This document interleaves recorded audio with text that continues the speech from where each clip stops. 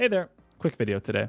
So I'm waiting on a new board to come in. It's going to be another choc V1 style board similar to this one. With the board, I also ordered some new switches, and the switches actually came in before the board itself. So I figured I'd take some time and compare my current switch, the Sunset Tactile switch, to the new switch I intend to use on the board, which is part of a Low Pro KB's Ambient lineup. It is the Bokeh switch. Now this is a linear switch. It's the heaviest one in the Ambient lineup. As of right now, they don't have a Ambient tactile switch, and I've never used a silent switch before. So I don't know, I figured it'd be fun to compare these two and see what they offer. So let's take a look.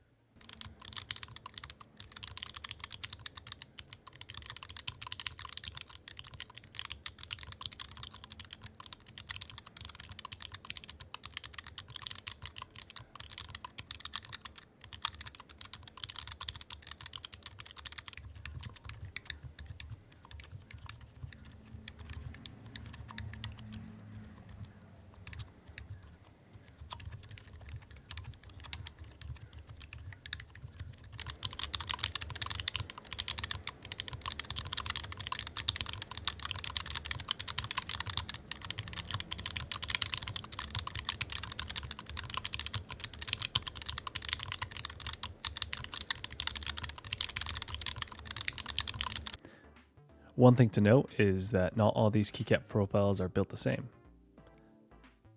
So for example, right now what I have here is LDSA. This is a keycap profile also from Low Pro KB. And as you can hear, when we press the key, it's silent. This next one is CFX or choc, and again, this one is also silent.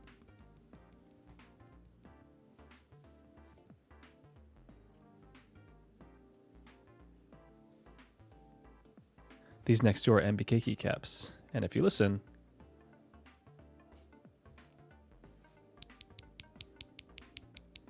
that's not silent. So what's happening is the bottom of the keycap is actually making contact with the switch itself. This second keycap is also MBK, but as you can hear, it sounds like the other ones. And that's because I have a little sticker on there to prevent it from making contact. It's kind of neat. So yeah, if you want a truly silent experience with MBK keycaps, you're going to need little stickers like these.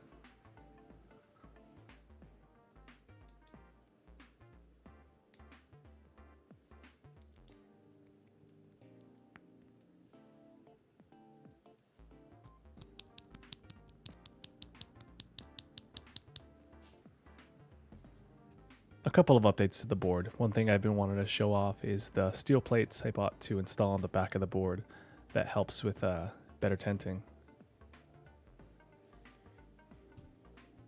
I find that it looks better than just having the ring magnets themselves, and it adds a nice bit of heft to the board too.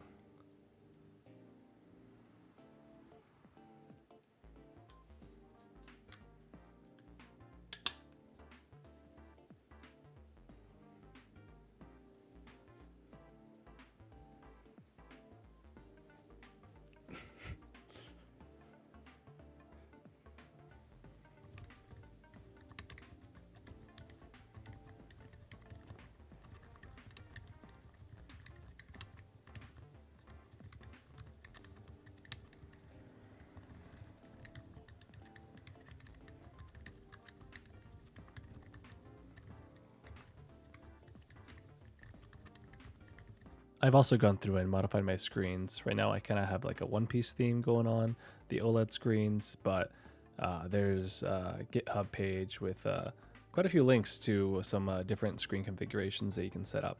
I like it a lot, and I recommend it for anyone that wants to change their generic screens to something a little different.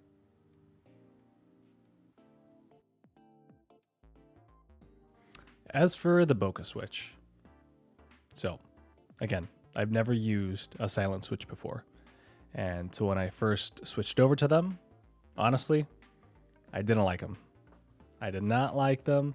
They felt heavy, of course, because they're the heaviest option that they have. But I feel like I've used heavy MX switches. These are 50-gram linear switches, and I'm pretty sure I've used 50-gram MX switches too, and didn't feel that way about them. But after about a day's worth of use, I kind of got used to that weight. I still think I'd downgrade to the 35-gram linear, the Twilight. But they've grown on me in the span of a day. And I think I'm going to continue using them going forward, at least until my next board arrives. I think the biggest thing is that just choc V1 switches don't sound good. They just don't. Whether it's a Sunset Tactiles or any other choc V1 linear switch, they don't sound great. And I don't think there's anything you can do to make them sound any better. So if that's the case, why not eliminate that sound? That's kind of like what's playing out in my head as I use them. So I am pleasantly surprised. I don't think I'll use a silent switch on an MX board, but yeah, I think I'm gonna keep using these, or at least until Low Pro KB releases their silent tactile switch. That one's gonna be a 40-gram silent tactile. It's gonna be called the Sunrise. So yeah, can't wait. All right, well that's it for now. Thanks for watching and see ya. Oh.